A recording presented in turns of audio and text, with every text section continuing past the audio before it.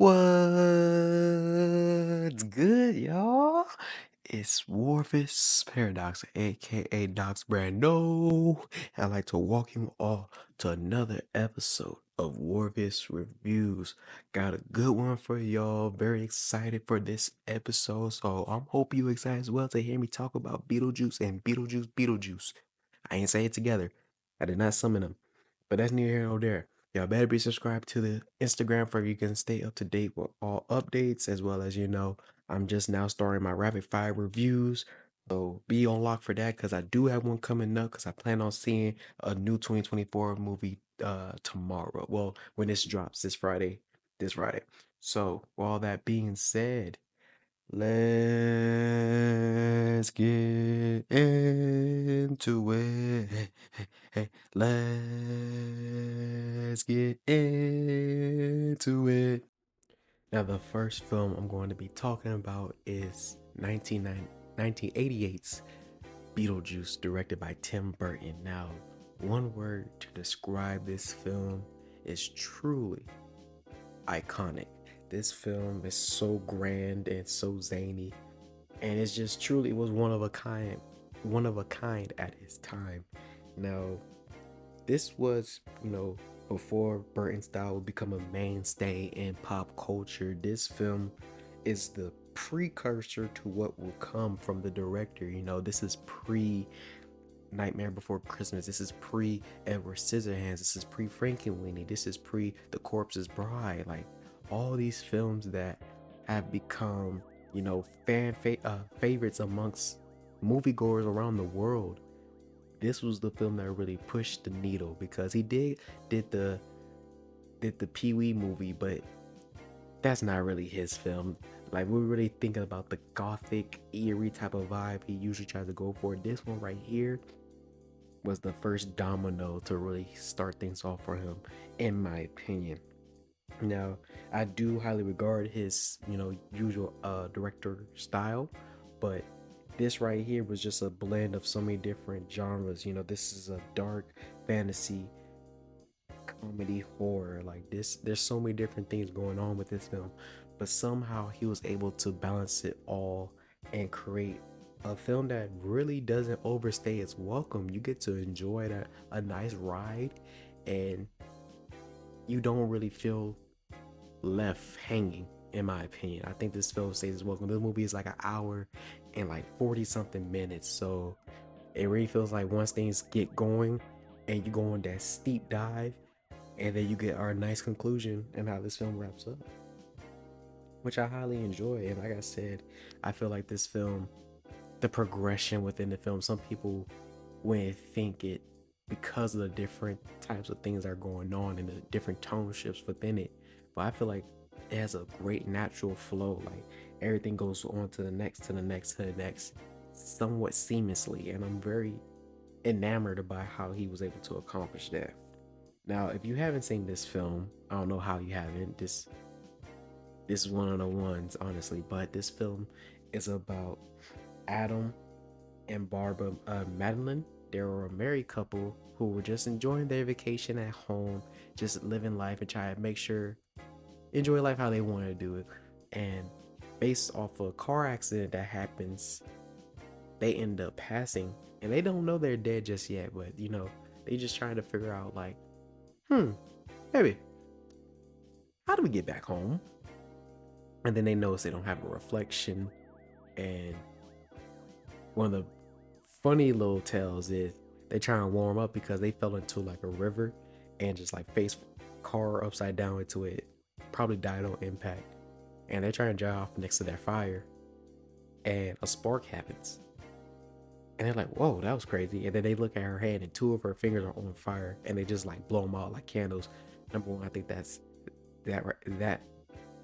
effect right there was just, it's very minor, but I love stuff like that. It was very interesting to me and very appealing to the eyes, but that's neither here nor there. To continue, so they're dead, and they're just like, wow, now we're stuck in the house, because if they leave the house, they go to a whole nother world where it looks like Saturn, and there's sandworms. So now they're like, okay, so we're really stuck here. Then a family comes in, and you have one who's like this eccentric art designer, developer stuff. Really interesting character. And then you have this big tycoon type of character. Then you have the teen daughter who's so gothic and emo, who's just like doing her all to like really separate herself from her family to show that she's different from them. And they all come in and invading their space now. They can't see the Madelyns though. They're, as ghosts. You can't really do anything about that. Freshly dead ghosts. So as that going on, they hate what they're doing to their place, so they're trying to figure out a way how to boot them out, which leads to them learning about Beetlejuice. Their caseworker says he was a former he was an underling to her. He was her assistant, and he went rogue.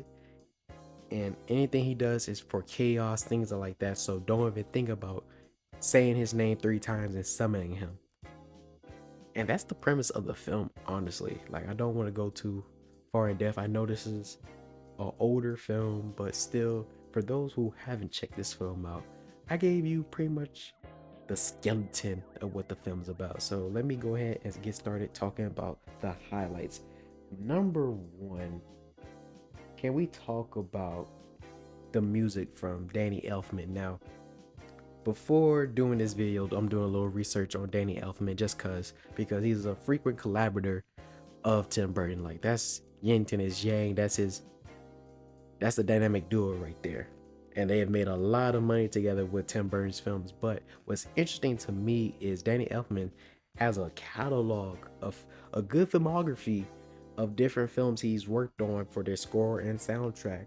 And many of them are either at the highest classics or at minimum about like cult classics. He's done a lot of great work on some films, and it's very interesting to see that. So I have to give him his flowers. Danny Elfman, you are a genius. A genuine genius who was able to... The aesthetic that Tim Burton was creating in this film visually, Danny Elfman was able to really match that beautifully with the music. Everything really fit perfectly. I think that just off the opening sequence alone, you can feel like this creepy but goofy, off the walls vibes just off the first opening scene alone.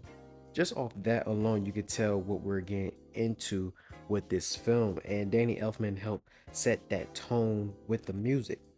I want to, again, always going to champion and highlight practical effects. I know people are probably getting tired of me saying it, and one of my friends, shout out to Mingo, says practical effects is becoming a buzzword, but to me, genuinely, I love practical effects. Practical effects are just always going to look better on film, and it's just something that really can disgust you or just truly impress you when done correctly, because sometimes there are some bad practical effects when it's really, really cheap. Absolutely. But even some cheap ones can look very great, and you'd be surprised what some low budget films have done with practical effects that people paying 100 billions couldn't do. But the practical effects, the use of these are just the look of Beetlejuice alone. This disgusting fuck right here. Like, Beetlejuice is a real gross looking dude. And with the mole going down his neck, this paleness to him. Ugh. And then you have different little pop out scenes within the film that they've done. Again, it's just something about practical that just looks so wonderful. And then speaking of the makeup of the film, you could tell they put a lot of effort in, and this was definitely shown and appreciated because the makeup for this film won an Academy Award at the Oscars. So the people knew what was going on, and they cooked easily, as you could tell. Character designs were great as well, like going with their costumes, what they look like. In particular, there's a character, well, not just a character. So when they die, they go to this waiting room trying to figure some stuff out, and in this waiting room, it's a variety of different ghosts that have all died in some zany way. And what I loved about Tim Burton when he was coming up with these designs and telling the makeup department and them what to do, how to craft them, he said, don't worry about making it look realistic. So some of these people look like they're straight out of a cartoon. Like, my favorite one They call him the Char Man because he's burnt to a fucking crisp. And he has a little joke. He has a line that always gonna stick with me because he's sitting next to Adam and he's smoking a cigarette burnt to a fucking crisp. And he goes, "Wanna smoke?" Adam's like, "Nah, I'm good." He said, "I'm trying to cut down myself." Bro, like in my head, I don't know how he died, but something tells me he probably like died smoking in his sleep or something. Something horrendous in the nature. It gotta be. It has to be something along those lines. But that's neither here nor there. The character designs in this film, absolutely tremendous. The use of stop motion in this film, like with the sandworms, you're gonna see it. And it may look out of place, but at the same time, it's impressive. I really like how it looks on camera. I want to also top tip my hat off to the set design as well. Like when you get into, the underworld, like the land of the dead type of ordeal, you get a lot of what Tim Burton's vibe is already is, and then just like the way things are warped and different around them. I just thoroughly enjoy just looking at the scape of it, as well as just like different interiors within the house, the use of the set design when they went into the model area, things like that. Like the set design, all that was just truly great, and I highly appreciate it.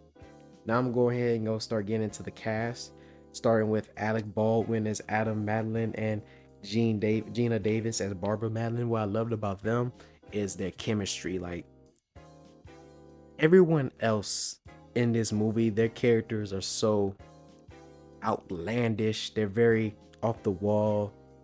They're very different compared to these two right here. These two are this sweet, loving white couple, white picket fence, who are just trying to enjoy their time. Then they end up fucking dead. Then you have to deal with these shenanigans, and they're just like, bro, what is wrong with these people?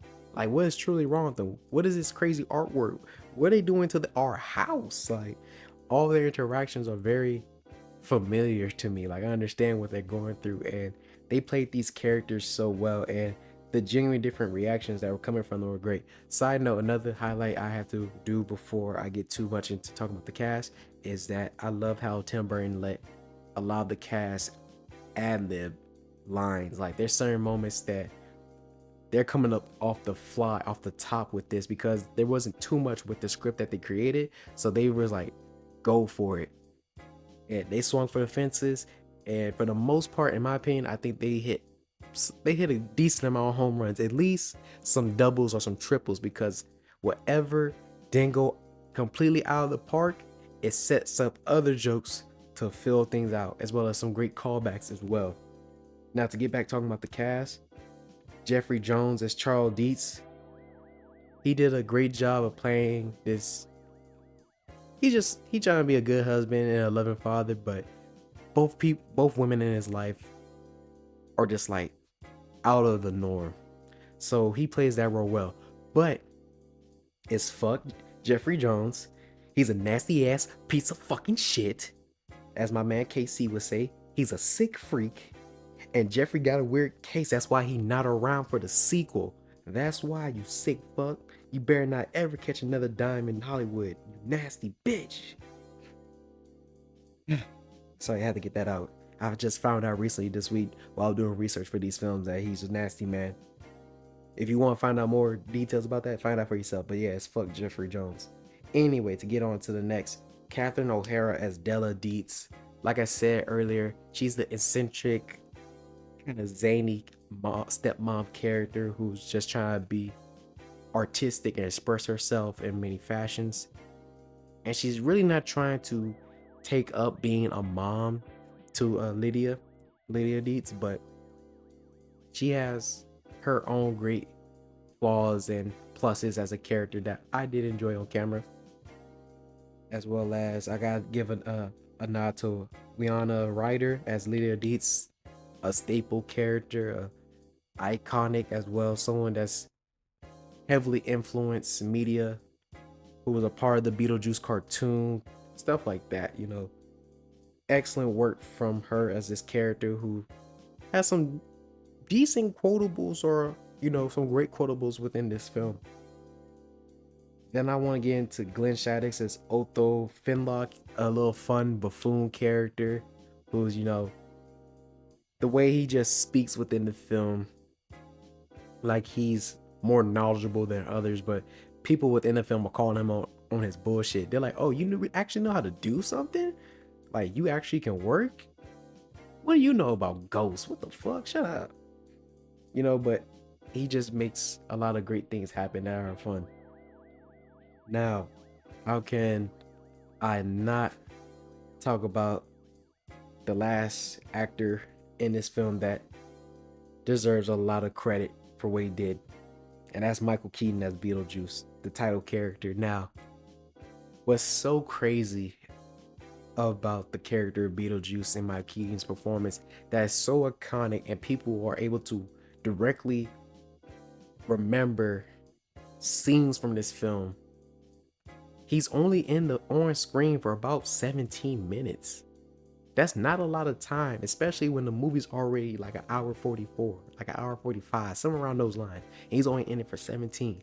But somehow, some way, Michael Keaton was able to get every second out of it and make them count. It was truly, I don't know the words. It was just great to see. It was magnificent because when you think about it, in the first few Harry Potter movies, we don't really see Voldemort. We don't really get too much of him, but his presence is felt throughout the whole film. And once we really start to learn who Beetlejuice is, and then why the caseworker told him not to fuck with him, you can just see the aura around him. Like, he's just around. You can just feel it. And when he do pop up on screen, he's giving you some great fucking lines, some great moments that I thoroughly enjoy from the film. Michael Keaton knocked this one out the park, and he has a couple other roles that he has done in his lifetime that I enjoy. But this one right here takes the cake easily. To only have 17 minutes on screen and still be the most iconic character for this film, even though this film is named after him, you would think he's in here longer, but he's not. But somehow it works. It just works that way. And I'm truly happy that it was only 17 minutes. You didn't need too much Beetlejuice, because Beetlejuice is out of his fucking mind. He's a disgusting, disgusting ghoul. He's cruel as hell. He's crude as hell. He's a pervert. He's just nasty. He's gross. We don't need too much of this. We don't need too much of that. But when he's on, he's on. And a last highlight that I want to speak on is that this zany acid trip of a film is a PG film. Like, this was supposed to be for children. A film where Beetlejuice said, nice fucking model, grabs his dick while making a honking noise, as well as the same film where they're making jokes about death. And one of the most insane things they're making jokes about is, there's too many, bro. Like, this is supposed to be a PG film, and it seems like they got away with murder. Like, this PG back in the day is not the same. Oh yeah, that's what it was. Sorry, I just caught myself. In this kids movie, they distract Beetlejuice with a whorehouse. What are we doing? What's going on in 88, bro? What was going on? No. But that's neither here nor there. All in all, I'm giving this film 4.5 stars. This was such a great classic film that I enjoyed rewatching, and I don't know if I said it earlier, but I'm gonna say it right now. This is my favorite Tim Burton movie. I'm staking the flag in the ground. I'm repping Beetlejuice. It's my favorite one. And to all y'all that like A Nightmare Before Christmas, I'm sorry. I hate that movie. It's terrible. I'd much rather watch The Corpse Bride. That's probably number 2. But it goes Beetlejuice number 1. Easily classic. 4.5 stars. And over time, I might have to give it 5 based on how much I dislike Beetlejuice. But y'all about to find out about that right now. Now, the last one I'm going to be talking about, 2024's Beetlejuice by Tim Burton. I literally just seen this film this past Tuesday, and to talk about a film that's 36 years in the making, basically, since the original film's release, this legacy sequel to the classic film is not as bad as Matrix Resurrection, but is nowhere near Top Gun Maverick in terms of being of the scale of how good a legacy sequel could be. Y'all already know how I feel about legacy sequels. If you haven't, I have a video that I'm probably gonna have the link up for y'all to tap in about it. But legacy sequels, in my opinion, there's those that shouldn't be made, and there's those that I'm not mad at being made, and there's those that I'm so fucking happy they made. And this is just in that middle section. It may go lower, it may go higher over time. Only time will tell. But this film was just, I think the film is just, it has its merits, and I'm getting to that in the highlights. But like, it's just in some areas, I don't know where Tim was going with this one. But in some cases, I was like, I'm glad he came back to this film to create it.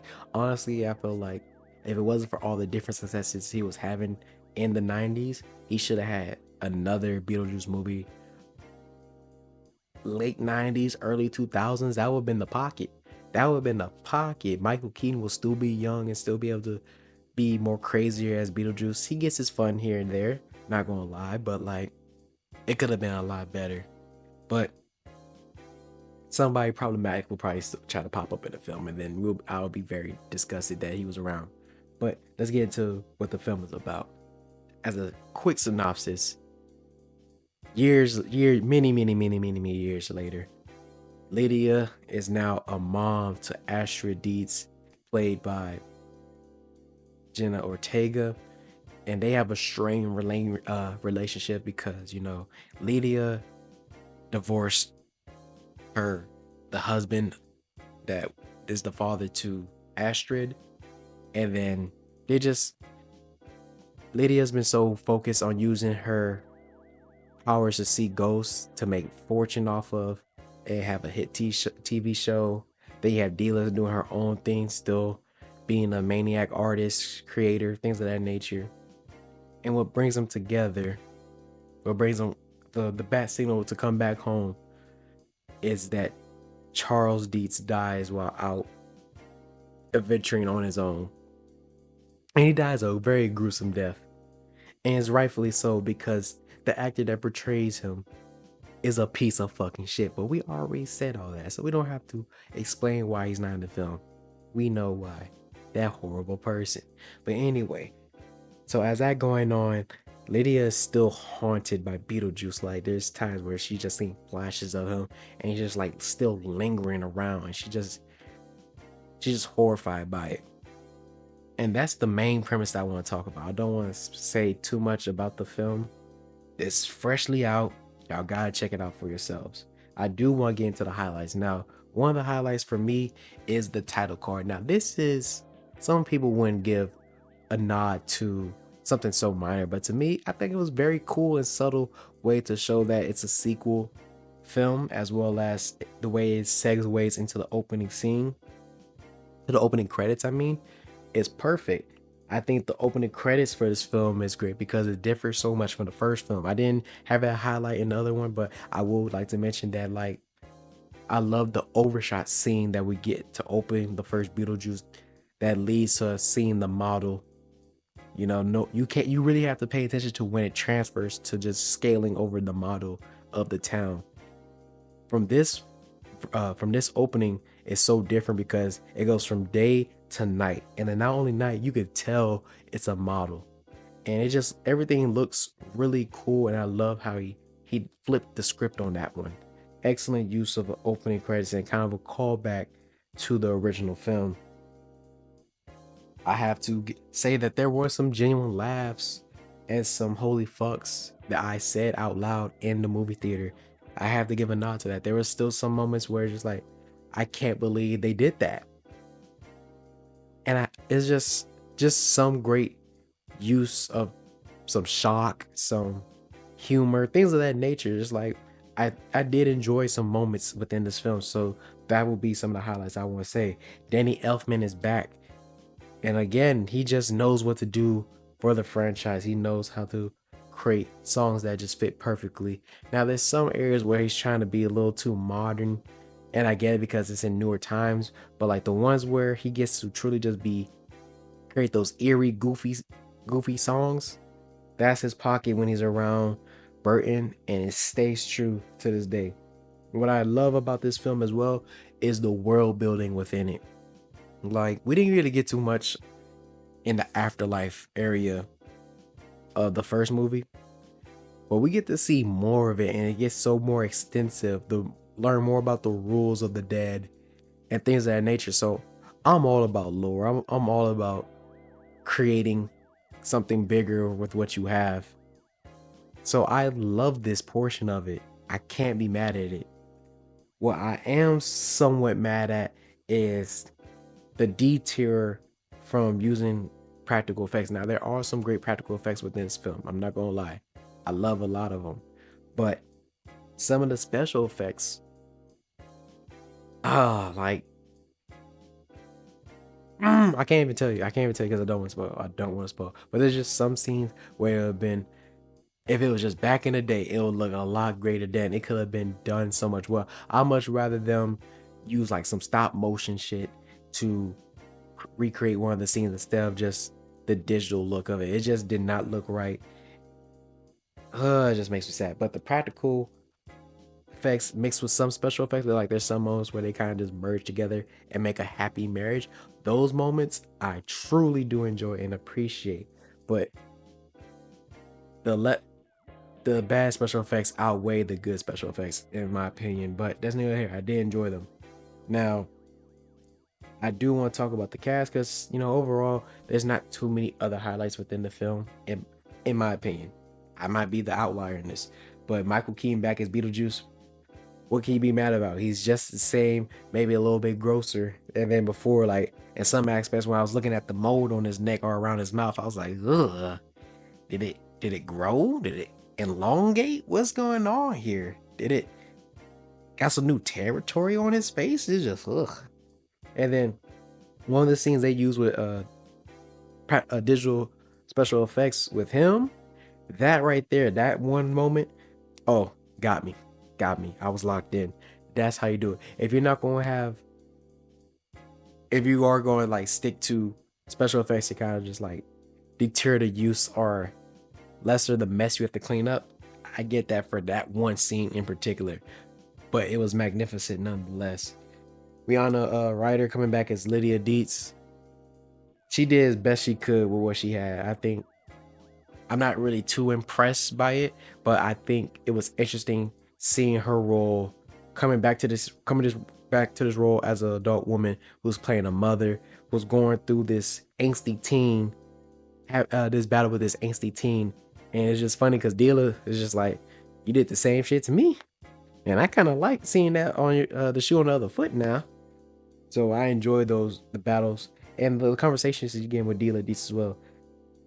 Catherine O'Hara back as Dealer Deets as well.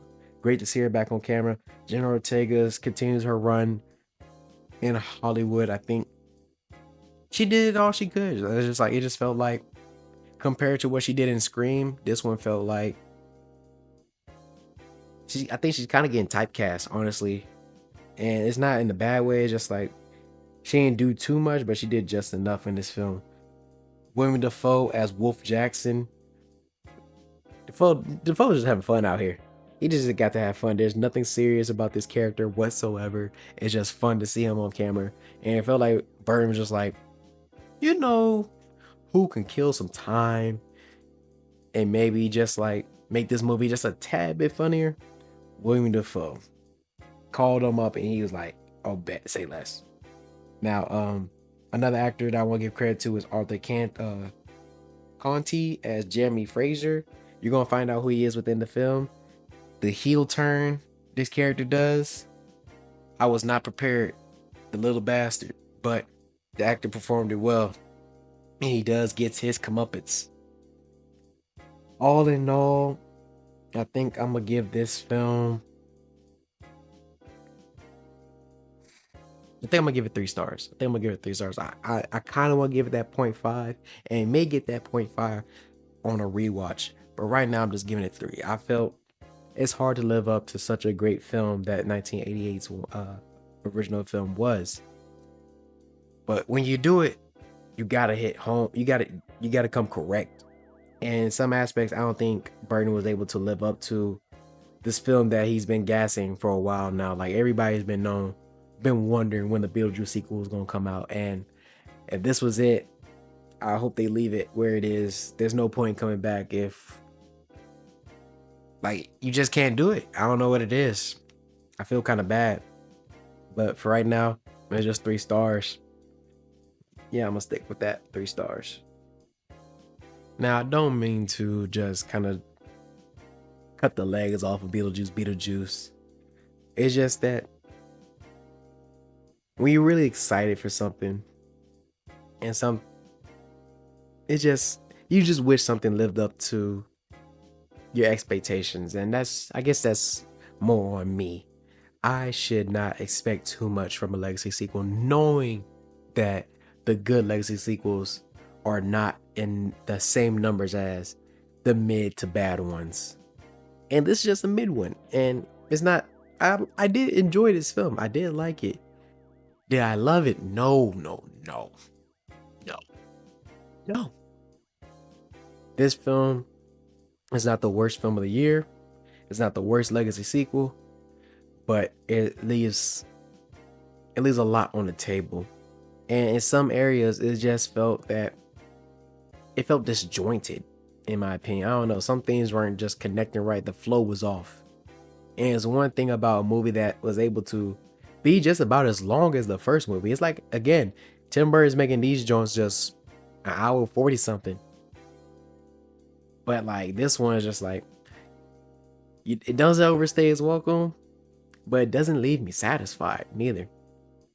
But that's just my opinion. I gotta ask, did you agree with what I said? Is Beetlejuice? You know, is it as bad? Is it am I undermining too much? Am I shitting on it too bad? Or is the first movie Beetlejuice, is that one of the ones? Is that a classic to you? Or is it overrated? Let me know in the comments below. And remember, we're trying to get to 500 subscribers. So share this content with everybody you know. Share the link.